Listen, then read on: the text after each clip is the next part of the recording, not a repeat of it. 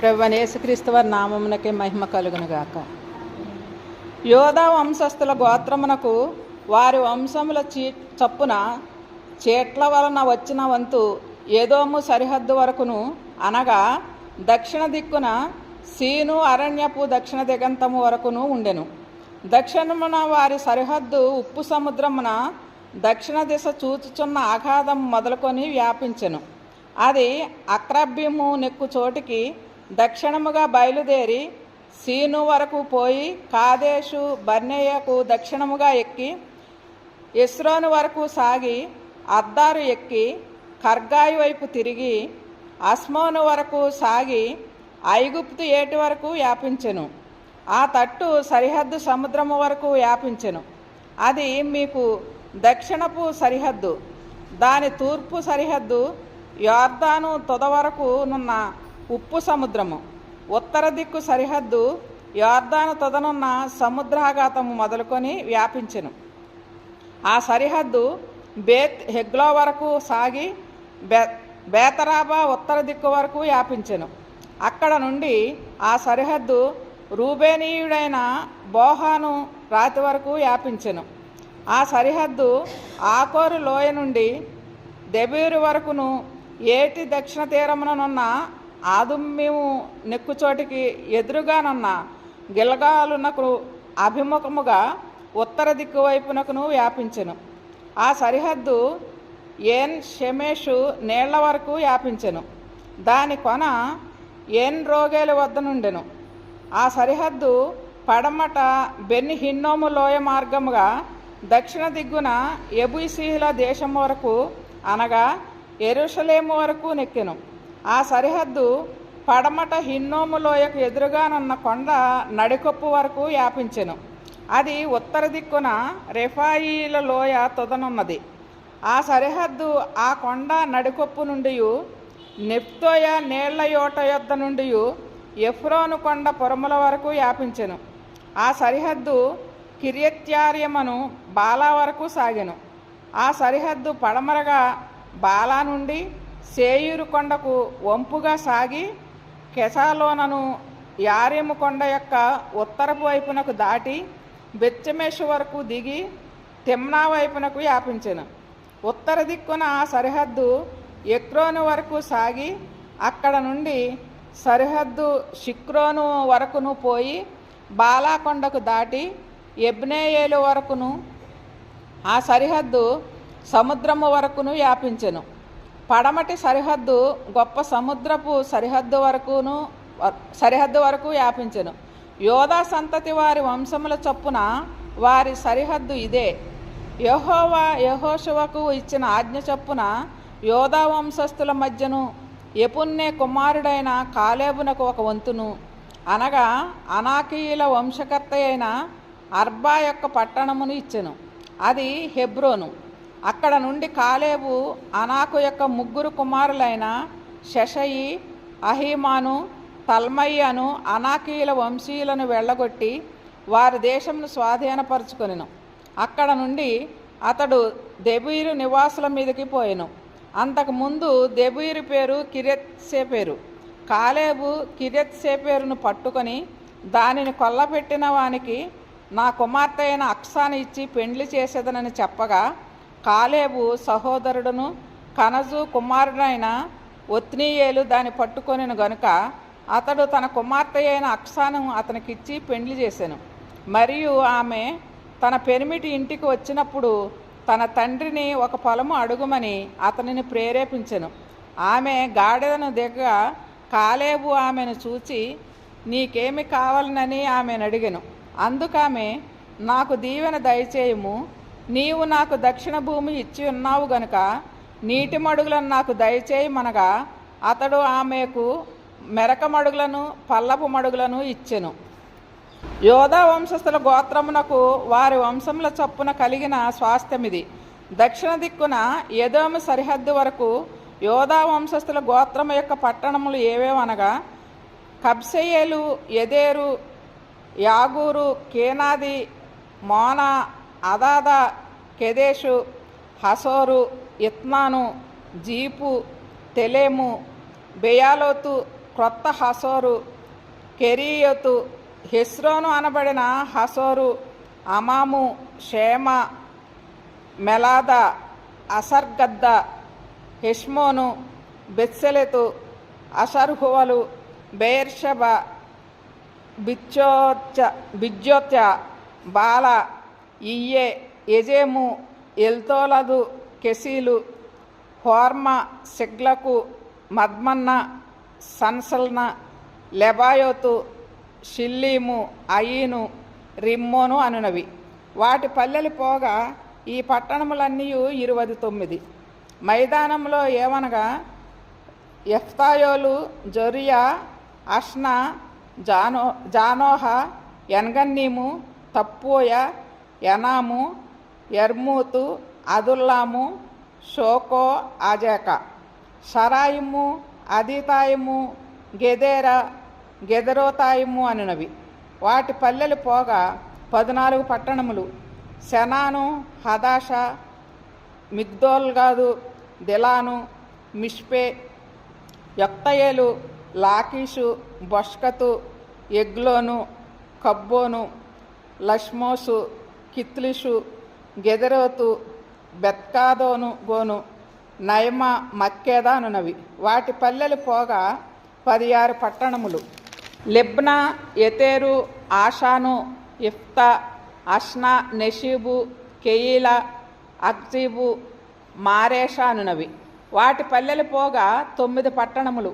ఎక్రోను, దాని గ్రామములను పల్లెలను, ఎక్రోను మొదలుకొని సముద్రము వరకు, అష్టోదు ప్రాంతమంతయు దాని పట్టణములను గ్రామములను, ఐగుప్తు ఏటి వరకు, పెద్ద సముద్రం వరకును, అష్టోదును, గాజాను వాటి ప్రాంతం వరకును, వాటి గ్రామములను పల్లెలను, మన్య ప్రదేశమందు షామీరు, ఎత్తీరు, షోకో, దన్న, కిర్యత్సన్న అను దెబూరు, అనాబు, ఎష్కెమో, ఆనీము, గోషేను, హోలోను, గిలో అనునవి.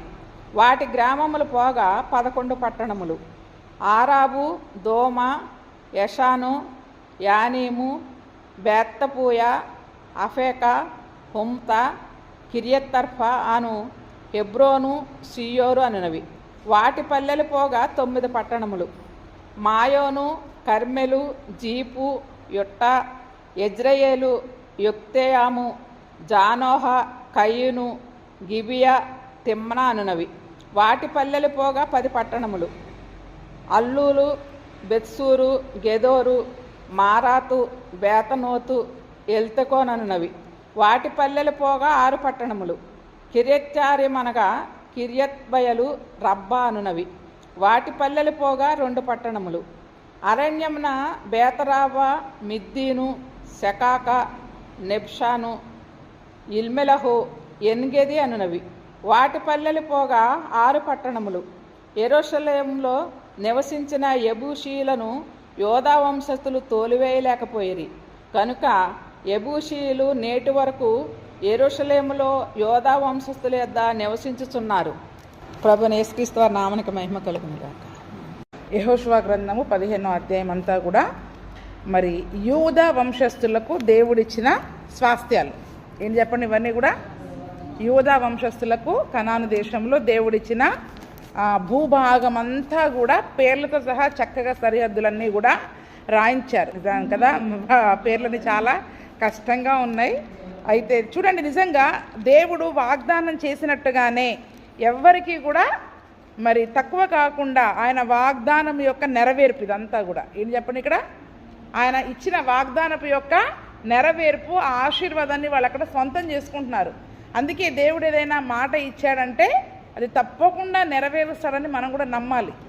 ఒకవేళ ఆలస్యమైన 40 సంవత్సరాల ప్రయాణమైనా వాగ్దానం మాత్రం వాళ్ళ జీవితంలో నెరవేరింది. ఆ స్వాస్థ్యాన్ని అయితే వాళ్ళు పొందుకున్నారు. పాలు తేనెలు ప్రవహించే దేశము, అంతేకాకుండా చక్కగా కొండలు లోయలు గల దేశము, నీటి ఊటలు గల దేశము. అందుకనే చూడండి, ఇక్కడ మనం చదువుకున్న కొన్ని మొదటి వాక్య భాగంలో మరి మనం చూసుకున్నట్లయితే అరణ్యము మొదటి వచనంలో ఏముంది? చీట్ల వలన వచ్చిన వంతు ఎదోము సరిహద్దు వరకు, అనగా దక్షిణ దిక్కున సీను అరణ్యము. అంటే అరణ్య ప్రాంతాలు కూడా వీళ్ళకి ఏమొచ్చాయి చెప్పండి? స్వాస్థ్యంగా వచ్చాయి. 3వ వచనంలో చూసుకుంటే అక్రబ్బీము నెక్కు చోటికి దక్షిణముగా బయలుదేరి సీను వరకు పోయి కాదేశ బర్నేకు దక్షిణముగా ఎక్కి హెస్రోను వరకు సాగి అద్దారు ఎక్కి కర్కాయి వైపు తిరిగి. అంటే ఈ ఎక్కే ప్రాంతాలు అన్నీ ఏంటి చెప్పండి, అక్కడ కొండ ప్రాంతాలు. ఏం చెప్పండి, ఎక్కే అన్నీ కూడా కొండ ప్రాంతాలు, అరణ్య ప్రాంతాలు, కొండ ప్రాంతాలు. ఆ ఎక్కిన దగ్గర మళ్ళీ ఎక్కడ దిగాలి, ఎక్కిన దగ్గర కూడా మళ్ళీ ఎక్కడ దిగాలి, ఎక్కడ తిరగాలి అనేది కూడా చెప్పి ఆ సరిహద్దులన్నీ కూడా ఇచ్చారు. అంతేకాకుండా సరిహద్దు ఏమొచ్చింది అక్కడ, సముద్రపు సరిహద్దు. తర్వాత తూర్పు సరిహద్దు యోర్దాను తుద వరకు ఉన్న ఉప్పు సముద్రము వరకు కూడా. 7వ వచనంలో కూడా చూసుకుంటే అక్కడ మనం ఆ సరిహద్దు ఆకోరు లోయ నుండి దెబీరు వరకు ఏటికి దక్షిణ తీరంలో ఉన్న అదుమ్మీము నెక్కు చోటికి. అంటే అక్కడ కూడా మళ్ళీ ఎక్కే ప్రదేశం, అంటే కొండ ప్రదేశాలు.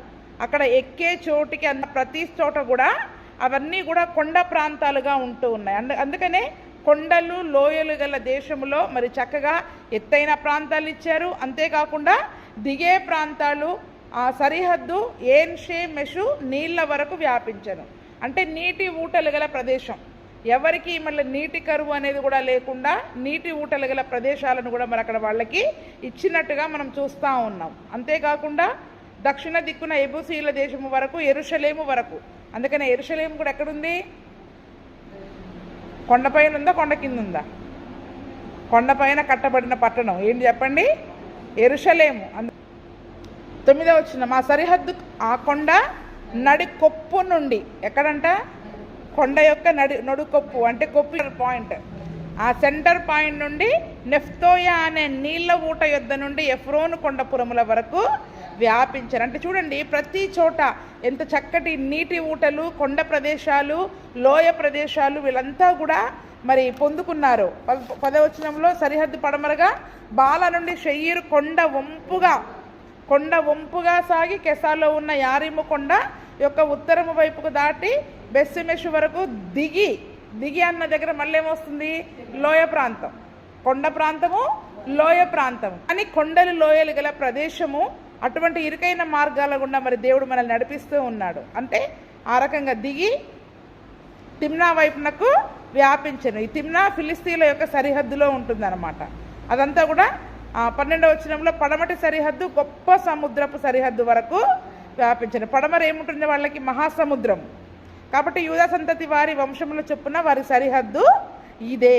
కాబట్టి చక్కటి కొండలు లోయలు గల దేశమును దేవుడు వాగ్దానం చేసినట్టుగా వాళ్ళకి ఇచ్చాడు. అక్కడ ఒక్కొక్క ప్రాంతం గురించి కనుక మనం చదువుకున్నట్లయితే వాటికి నిజంగా చాలా ప్రత్యేకతలు ఉన్నాయి. అక్రబ్బీము అనే ప్రదేశం అంట తేళ్లగుట్ట అంట, విపరీతమైన తేళ్ళు ఉండే ప్రదేశం అంట అక్రబ్బీము. తేళ్ళు ఎక్కడ దొరుకుతాయంటే అక్రబ్బీము అనే ప్రాంతంలో దొరుకుతాయి. అంతేకాకుండా ఎన్షమెషు అనే నీటి ఊట, దానికి అపోస్తలుల నీటి ఊట అని, సూర్యుని నీటి బుగ్గ అని కూడా పేరంట.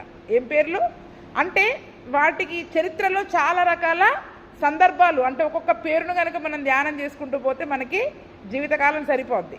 అంటే చూడండి దేవుడు వాగ్దానం చేసిన ప్రతి స్థలముకి ఒక ప్రత్యేకత ఉంటుంది. దేవుడు మన జీవితంలో ఇచ్చిన ప్రతి దానికి ఒక ప్రత్యేకత ఉంటుంది. అది ఎందుకు ఇస్తున్నారు అనేది మనకు అర్థం కాదు. శ్రమ అయినా, శోధనైనా, దీవెనైనా, మనుషులైనా, ఆ కుటుంబమైనా, ఆ సంఘమైనా, ఆ పరిస్థితులైనా ప్రతిదానికి ఒక ప్రత్యేకత ఉంటుంది అక్కడ. కానీ మనకు ఆ ప్రత్యేకత ఏంటో అర్థం కాదు, ఎందుకు ఇక్కడ ఉన్నామనేది మనకు అర్థం కాదు. కానీ దేవుని యొక్క ప్రణాళిక, దేవుని యొక్క ఉద్దేశాలు అందులో చాలా ఉంటాయి. అందుకని ఆయన తలంపులు మన తలంపుల వంటివి కాదు అని మరి మనం ధ్యానం చేసుకుంటూ ఉంటాం. 13వ వచనం నుండి చూద్దాం. యెహోషువకు ఇచ్చిన ఆజ్ఞ చొప్పున యూదా వంశస్థుల మధ్య యెఫున్నె కుమారుడైన కాలేబునకు ఒక వంతును, అనగా అనాకీల వంశకర్త అయిన అర్బా యొక్క పట్టణమును ఇచ్చెను. మనం 14వ అధ్యాయంలో చూసుకున్నాం కదా, అడిగాడు కదా నా కొండ ప్రదేశాన్ని నాకు ఇవ్వమని. అక్కడ ఉన్న అనాకీలు ఎంతమంది, 3 అనాకీలను వెళ్ళగొట్టి ఆ పట్టణాన్ని తీసుకున్నట్టుగా మనం చూస్తూ ఉన్నాం. అయితే అక్కడ ఉన్న 3 పేర్లు కూడా అక్కడ చెప్తూ ఉన్నారు. చూడండి, అది ఆ వెళ్ళగొట్టిన 3 అనాకీల పేర్లు కూడా ఇక్కడ రాశారు. అంటే ఊరికే నిజంగా ఉన్నారా లేదా, ఇవేవో చరిత్ర కథలు కాదు మనం చెప్పుకునేవి, వాస్తవాలు. ఇదంతా కూడా చరిత్ర, ఏదో కల్పిత కథ కాదు పరిశుద్ధ గ్రంథం అనేది. అందుకని అనాకీలను వెళ్ళగొట్టారన్నప్పుడు ఆ అనాకీలు ఎవరో కూడా అక్కడ మరి పేర్లు రాశారు. ఎవరు అక్కడ, 3 కుమారులైన అనాకు యొక్క 3 కుమారులు. ఈ అర్బా అనాకీలలో పెద్ద కదా, ఈ అనాకు అనే యొక్క ముగ్గురు కుమారులు ఎవరు? షెషయి, అహిమాను, తల్మయి అను ఈ అనాకీల వంశస్థులను వెళ్ళగొట్టి వారి దేశాన్ని అక్కడ మరి కాలేబు స్వాధీనపరుచుకున్నాడు. అక్కడ నుండి అతడు దెబీరు నివాసుల మీదకి వెళ్ళాడు. ఎప్పుడైతే ఈ హెబ్రోను స్వాధీనం చేసుకున్నాడో నెక్స్ట్ ఏ ప్రాంతానికి వెళ్ళాడు? అక్కడ దెబీరు అనే ప్రాంతానికి కూడా వెళ్ళారు. అంతకుముందు దెబీరు పేరు కిరియత్ సెఫెర్. ఏమని పేరుంది? హెబ్రోన్కి ఎలాగైతే కిరియత్ అర్బా అని పేరు, ఈ దెబీరు అనే ప్రాంతానికి కూడా ఏమని పేరుంది? కిరియత్ సెఫెరు. అంటే ప్రతి చోట అక్కడ ఉన్న ఆ మనుషులను ఓడించేసి, మనుషులను చంపివేసి, అక్కడ ఉన్న పాత పేర్లను తీసివేసి ఏం చేస్తున్నారు చెప్పండి? ఇప్పుడు అక్కడ కొత్త పేర్లు పెట్టేసేస్తున్నారు. అందుకనే మన ఆత్మీయ జీవితంలో కూడా మనలో ఉన్న పాపపు స్వభావానికి సంబంధించిన శరీర కార్యాలను చంపివేసేసేసి వాటి స్థలములో కొత్త పేర్లు రావాలి. ఏం పేర్లు రావాలి? శరీర కార్యాల పక్కనే కొత్త పేర్లు ఉంటాయి. ఏముంటాయి చెప్పండి? ఆత్మఫలాలు. శరీర కార్యాలు చావాలి, వాటి స్థలములో ఇప్పుడు ఇవన్నీ మనలో కనపడాలి. ఏం కనపడాలి? ఆత్మఫలాలు. ప్రేమ, సంతోషము, సమాధానము, దయాళుత్వము, సాత్వికము, ఆశా నిగ్రహము. చివరిలో ఆశా నిగ్రహం అంటే ఇప్పుడు మనం చంపవలసినవి ఆ అనాకీయులకు సంబంధించిన శరీర కార్యాలు, పాపపు స్వభావాలు. ఇప్పుడు మనలో కనబడాల్సినవి ఏంటి చెప్పండి? ఇప్పుడు అందుకనే పూర్వపు పేర్లు, పూర్వం ఈమెకి ముక్కు మీద కోపం ఉండేది, ఇప్పుడు ఎంత సాత్వికము, ఎంత దీర్ఘశాంతము, వెళ్ళి గట్టిగా గెలినా కూడా నవ్వుతూ ఉంటుంది. ఏంటి అసలు కోపమే రాదు ఈమెకి అంటే అన్నట్టుగా ఈరోజు మన స్వభావం మారిపోవాలి. ఆ దినమున అక్కడ ఇవన్నీ ఊరికే రాయించలేదు, మరి రాయకుండా వాళ్ళు స్వాధీనం చేసుకున్నారని ఇంత చరిత్ర పేర్లతో సహా రాయాల్సిన అవసరం ఏముంది? దానికి పాత పేరు ఉంటాయి, కొత్త పేరు ఉంటే మనకు అవసరం ఏంటి చెప్పండి? ఇక్కడ అంటే చూడండి, పాత నిబంధన గ్రంథంలో వారు శరీర రీతిగా ఏ రీతిగా అయితే ఆ కార్యాలు చేశారో, ఇప్పుడు క్రొత్త నిబంధన కాలంలో మరి ఈరోజు మనం అందరం కూడా క్రొత్త నిబంధన రక్తములో, యేసు ప్రభు రక్తంలో కడగబడిన మనము మన పాత స్వభావాన్ని తీసివేసి ఆ నూతన స్వభావపు ఛాయలు, ఆ పేర్లు కనబడాలి. ఆ పేర్లే కనబడాలి. ఆత్మఫలాలే మనలో కనబడాలా. ఆ శరీర కార్యాలకు సంబంధించిన ఏది కోపము, అసూయ, మరి ఆ యొక్క కలహము, ఆ యొక్క పగ, అవేవి మనలో కనబడడానికి వీలు లేదు. కొత్త పేర్లు కనబడాలి. అంటే ఈ కొత్త పేరు కనబడట్లేదంటే మనం ఏం చేయనట్టు? ఇంకా దాన్ని జయించనట్టు. ఏ పాపము అయితే మనలో ఇంకా పేరుకుపోయి ఉందో అదే మనలో కనబడుతుందో ఆ పాపము పైన మనకి ఏం రాలేదు చెప్పండి? జయము రాలేదు. ఆ పాపం పైన మనకి ఇంకా జయము రాలేదు. యేసు ప్రభు నమ్ముకున్నాం, క్రైస్తవులం అని చెప్పుకుంటున్నాం, కానీ మనలో ఇంకా ఆ పాపపు స్వభావానికి సంబంధించిన ఆ పేర్లే, ఆ శరీర కార్యాలే, ఆ లోకాశలే, శరీరాశలే, నేత్రాశలే మనలో కనబడతా ఉన్నాయి. అందుకే చూడండి, అక్కడ హెబ్రోను, కిరియత్ అర్బా అనే పేరును హెబ్రోనుగా కాలేబు మార్చాడు. అంతేకాకుండా దెబీరు మీదకి వెళ్ళి అక్కడ ఉన్న కిరియత్ సెఫెరు అనే ఆ యొక్క ప్రాంతాన్ని కూడా జయించి దానికి దెబీరు అని పేరు పెట్టేశాడు. దెబీరు అంటే ప్రతి దానికి ఈరోజు బాప్తిస్మం తీసుకుంటే మనకు కొత్త పేరు కావాలని వెతుక్కుంటాం, కానీ ఆ పేరుకు తగ్గట్టుగా జీవిస్తున్నామా చెప్పండి? అవునా? ఆ పేరుకు తగ్గ జీవితాన్ని ఈరోజు మనం జీవించాలి. ఆ పూర్తిగా మనలో ఉన్న శరీర సంబంధమైన స్వభావాన్ని మనం జయించి నూతనముగా క్రీస్తు స్వభావమును, ఆత్మ ఫలాలను మరి మనలో కనబడేటట్లుగా ఈరోజు మన జీవితం ఉండాలి. అయితే ఈ కిరియత్ సెఫెరు కూడా ఎలా జయించాడో అక్కడ మరి ఒక వృత్తాంతం అంతా చక్కగా రాయబడి ఉంది. ఏమంటున్నాడు కాలేబు? కిరియత్ సెఫెరును పట్టుకొని దాన్ని కొల్లపెట్టిన వానికి నా కుమార్తె అయిన అక్సానిచ్చి పెండ్లి చేసేదనని చెప్పగా, కాలేబు సహోదరుడును కనజు కుమారుడునైన ఒత్నీయేలు దాన్ని పట్టుకుని గనక అతడు తన కుమార్తె అయిన అక్సా అతనికిచ్చి, అవునా? ఇప్పుడు హెబ్రోను కూడా ఊరికే స్వాధీనం చేసుకున్నాడా? దాన్ని జయించాడు. అవునా? అక్కడ ఉన్న గొప్ప వాళ్ళని, గొప్ప జనాంగాన్ని మరి అక్కడ ఏ రీతిగా అయితే చంపి దాన్ని జయించాడో, తన కుమార్తెని ఇవ్వాలంటే కూడా అతను ఆత్మీయ జీవితంలో ఒక చక్కటి యోధుడై ఉండాలి, పరాక్రమవంతుడై ఉండాలి. అవునా? ఆ దినమున శరీర రీతిగా వాళ్ళు యోధులా, పరాక్రమవంతులా, ఏదైనా సమస్య వస్తే జయించగలరా లేదా అని ఒక టెస్ట్ పెట్టాడు. ఏంటి? ఎవరైతే కిరియత్ సెఫెరును జయిస్తారో వాళ్ళకి నా కుమార్తెని ఇస్తాను అంటే. చూడండి, నిజంగా కుమార్తెలను ఇచ్చేటప్పుడు మనం ఎంత ఆలోచించుకుంటాం కదా, వాళ్ళకి ఆస్తిపాస్తులు ఉన్నాయా లేదా, మంచి ఉద్యోగం ఉందా లేదా అని మనం చూసుకుంటాం. అని మనం చూసుకుంటాం, మంచి సొంత ఇల్లు ఉందా లేదా, ఆస్తిపాస్తులు ఉన్నాయా, సంపాదించగలిగేవాడైనా, ప్రేమగా చూసుకునేవాడా లేదా అని మనం ఏం చేస్తామంటే ఇవన్నీ కుమార్తె యొక్క క్షేమం గురించి మనం చూసుకుంటాం. కానీ కాలేబు అక్కడ ఏం చూశాడు చెప్పండి? అక్కడ అతడు యోధుడై ఉండాలి, పరాక్రమవంతుడై అయిన వాడై ఉండాలి, జయించేవాడై ఉండాలి, జయించేవాడై ఉండాలి. యుద్ధంలో సమస్యను చూసి, అనాకీలను చూసి భయపడి పారిపోయే వ్యక్తిగా నా అల్లుడు ఉండడానికి వీలేదు. ఎందుకంటే కాలేబే ఒక యోధుడు, పరాక్రమవంతుడంటే ఇప్పుడు మరి అతనిని మించిన అల్లుడై ఉండాలి. ఎవరై ఉండాలి చెప్పండి? మామను మించిన అల్లుడై ఉండాలి అని ఏం చేశాడంటే దాన్ని ఎవరైతే జయించుకొని వస్తారో వాళ్ళకి నా కుమార్తెనిస్తాను అని ఒక మాట మరి అక్కడ ప్రచారం చేసినప్పుడు ఎవరు వెళ్ళారంట? కాలేబు యొక్క సహోదరుడు, కనజు కుమారుడైన ఒత్నీయేలు అతడంట వెళ్ళి దానిని జయించినప్పుడు అతను మాట ఇచ్చినట్టుగానే మరి తన కుమార్తెనిచ్చి అక్కడ వివాహం చేసినట్టుగా మరి మనం చూస్తూ ఉన్నాం. సేమ్ ఇదే సంగతి పరిశుద్ధ గ్రంథంలో ఇంకొక చోట జరిగింది. ఎవరి జీవితంలో జరిగింది చెప్పండి? నా కుమార్తెనిచ్చి పెళ్లి చేస్తాను, ఎవరిని జయిస్తే నా కుమార్తెనిచ్చి పెళ్లి చేస్తానని ఎవరన్నారు? సౌలు ఏమని సవాల్ విసిరాడు? గొల్లియాతుని జయించిన వానికి 1 సమూయేలు 17లో ఉంటుంది, చదవండి. 1 సమూయేలు 17:24 నుండి.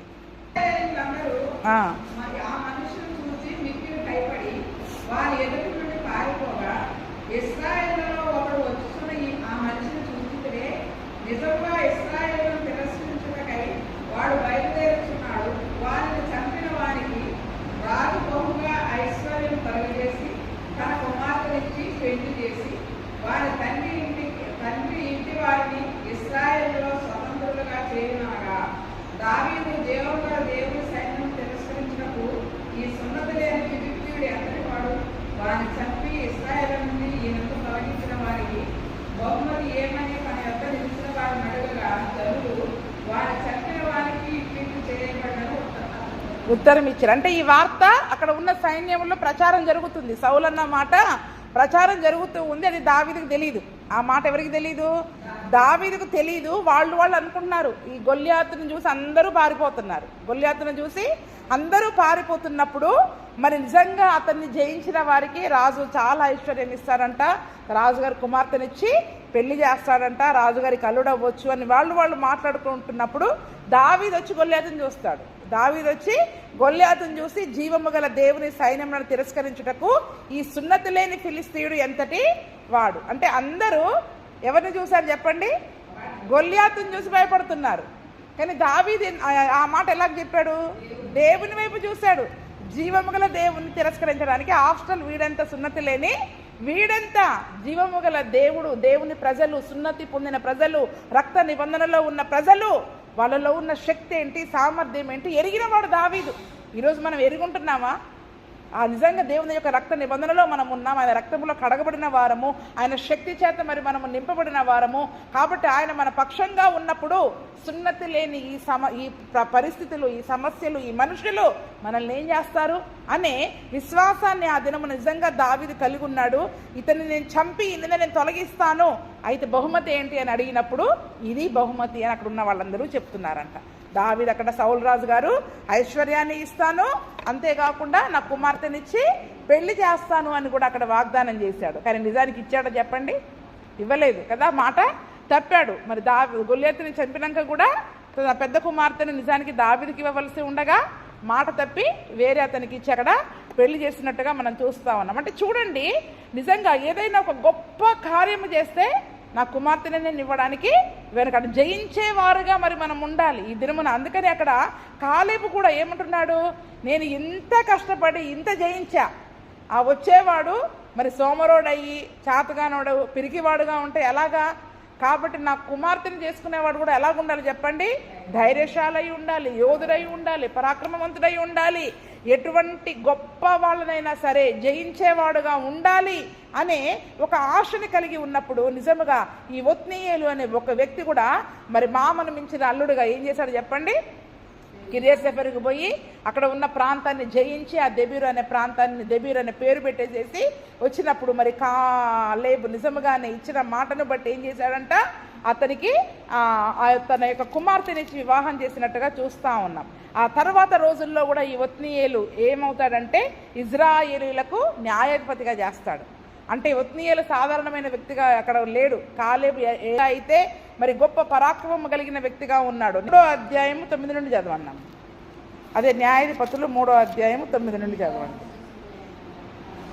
ఇజ్రాయేలీలు యెహోవాకు మొరపెట్టగా యెహోవా కాలేబు తమ్ముడైన కనజు యొక్క కుమారుడగు ఒత్నీయేలును రక్షకునిగా ఇజ్రాయేలుల కొరకు నియమించి వారిని రక్షించెను. యెహోవా ఆత్మ అతని మీదికి వచ్చెను గనక అతడు ఇజ్రాయేలీలకు న్యాయాధిపతి అయి యుద్ధమునకు బయలుదేరగా యెహోవా అరామ్నహరాయిము రాజైన కూషన్రి షాతాయిమును అతని చేతికి అప్పగించెను. అతడు కూషన్రి షాతాయి ఇమును జయించెను. అప్పుడు 40 సంవత్సరములు దేశము నెమ్మది పొందెను. అంటే ఆ తర్వాత కాలంలో ఈ ఒత్నీయేలు ఎలా చేశాడు చెప్పండి? న్యాయాధిపతిగా కూడా ఇజ్రాయెల్లోకి న్యాయాధిపతిగా కూడా ఉన్న వ్యక్తి అనమాట. అందుకనే చూడండి, దేవుడు కూడా ఎటువంటి వారిని కోరుకుంటాడంట? జయించగలిగే వారిని దేవుడు చూస్తాడు. అందుకనే ప్రకటన గ్రంథంలో జయించిన వానికి ఎన్ని దీవెనలు ఉన్నాయండి. జయించిన వానికి నేను జీవవృక్ష ఫలాలు ఇస్తా, జయించిన వానికి మన్నానిస్తా, జయించిన వానికి తెల్లని రాతినిస్తా, దానిపైన ఒక క్రొత్త పేరుంటుంది. చూడండి, ఇక్కడ మరి మనము కూడా మన ఆత్మీయ జీవితంలో మరి అటువంటి జయించే వారిగా ఉండాలని దేవుడు కోరుకుంటూ ఉన్నాడు. ఆ తర్వాత మరి ఆ ఒత్నీయేలు నుంచి వివాహం చేసిన తర్వాత ఈ అక్స, ఆమె కూతురు పేరు ఏంటంటే అక్కడ అక్స ఏమని అడుగుతుందంటే తన తండ్రిని ఒక పొలము అడుగుమని భర్తను ప్రేరేపిస్తుంది. కూతురే ఇక్కడ కదండి. చాలామంది భర్తలు ప్రేరేపిస్తారు, మీ అమ్మ దగ్గర అడుగు, అది అడక్కరాపో ఇది అడక్కరాపో అని. కానీ ఇక్కడ ఎవరు అడుగుతున్నారు చెప్పండి? కూతురు భర్తను ప్రేరేపిస్తూ ఉంది. ఎందుకంటే మరి పొలం కూడా ఇచ్చాడు. ఆమె వచ్చింది, ఎక్కడికి వచ్చింది? ఆమె తండ్రి దగ్గరికి వచ్చింది. గాడిద మీద వచ్చి గాడిదను దిగగానే కాలేబు ఆమెను చూసి నీకేమి కావాలదని ఆమెను అడిగినప్పుడు ఆమె ఏమంటుంది? నాకు దీవెన దయచేయము, నీవు నాకు దక్షిణ భూమి ఇచ్చి ఉన్నావు గనక నీటి మడుగులను నాకు దయచేయమనగా అతడు ఆమెకు మెరక మడుగులను పల్లపు మడుగులను ఇచ్చెను. అంటే వీరికి వచ్చిన భూభాగంలో చక్కగా కొండ ప్రదేశాలు, నీటి ఊటల ప్రదేశాలు ఏమున్నాయి చెప్పండి? నీటి ఊటలు, కొండపై నుంచి ఏమంటారు వాటర్ ఫాల్స్. వాటర్ ఫాల్స్ చాలా ఉండే దేశం అంట కదా. మనం ఇక్కడ ఈ బొగతాకి వెళ్తాం చూసారా, వాటర్ ఫాల్స్ పైనుంచి పడతా ఉంటాయి. అంటే అది పై మడుగు కింద మడుగు, పైన ఉంటాయి వాటర్, కింద ఉంటాయి అన్నమాట. దాన్నే ఏమంటారంటే మెరక మడుగు, పల్లపు మడుగు. పైన ఉన్నదాన్ని ఏమంటారు? మెరక మడుగు, కింద ఉన్నదాన్ని పల్లపు మడుగు. అంటే అటువంటి ఒక వాటర్ ఫాల్స్నే ఇచ్చేసాడంట. అంటే నీరు సమృద్ధిగా ఉండే ఆ యొక్క ప్రదేశాలను కూడా మరి ఆమెకు దీవెనగా ఇచ్చినట్టుగా చూస్తూ ఉన్నాం. అందుకని ఆమె ఏమడిగింది? నాకు దీవెన దయచేయు. కాబట్టి నువ్వు భూమి ఇచ్చావు, కానీ నీటి మడుగులు కావాలి. ఆ భూమి నిండాలంటే ముందు ఏం కావాలి? మరి నీటి మడుగులు కావాలి అని ఆమె కోరినట్టుగానే. అందుకే మనం అడిగే విషయాలు కూడా మరి దేవునికి ఇష్టమైనవి మనం అడుగుతున్నామా, ఇష్టం లేని అడుగుతున్నామా అనేది కూడా మరి మనము గ్రహించుకోవాలి. ఆ తర్వాత మరి యూదా వంశస్థుల గోత్రాలకు వచ్చిన పట్టణాల యొక్క సంఖ్య ఇచ్చాడు. సంఖ్య మొత్తం కూడా అక్కడ 20వ అధ్యాయం వచనం నుండి ఇచ్చినట్టుగా మనం చూస్తూ ఉన్నాం. చివరిలో ఆ పల్లెలు పోగా పట్టణములన్నీ 29. అంటే పల్లెటూర్లు, పల్లె ప్రదేశాలు లెక్కపెట్టలే. ఇక్కడ ఏం చెప్పండి? పల్లె ప్రదేశాలు లెక్కపెట్టలే, ఓన్లీ టౌన్స్ మాత్రమే, పట్టణం మాత్రమే లెక్కపెట్టారు. మొట్టమొదటిగా మనం 32వ వచనం చివరిలో చూసుకుంటే ఎన్ని ఉన్నాయి చెప్పండి? అక్కడ 29. ఎన్ని పట్టణాలు ఇచ్చాయి అక్కడ? 29 పట్టణాలు.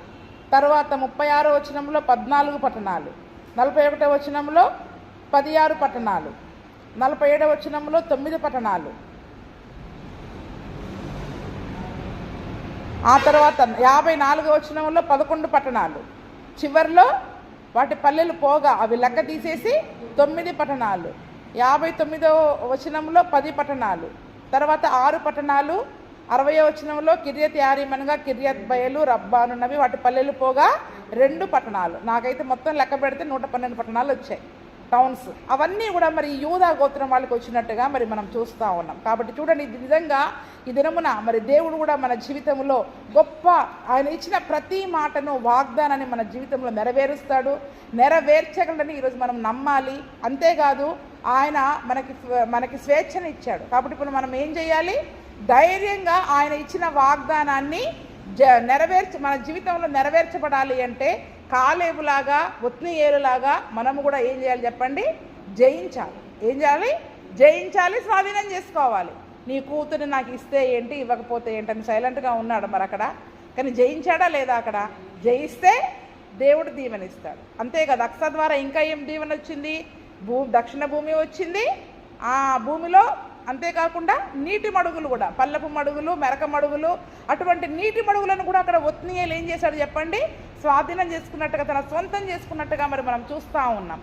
అందుకనే ఈ దినమున ఆత్మీయ జీవితంలో జయించడం అనేది చాలా ముఖ్యమైన విషయం. మన పాపపు స్వభావాన్ని, పాత స్వభావాన్ని పూర్తిగా మరి మనం జయించాలి.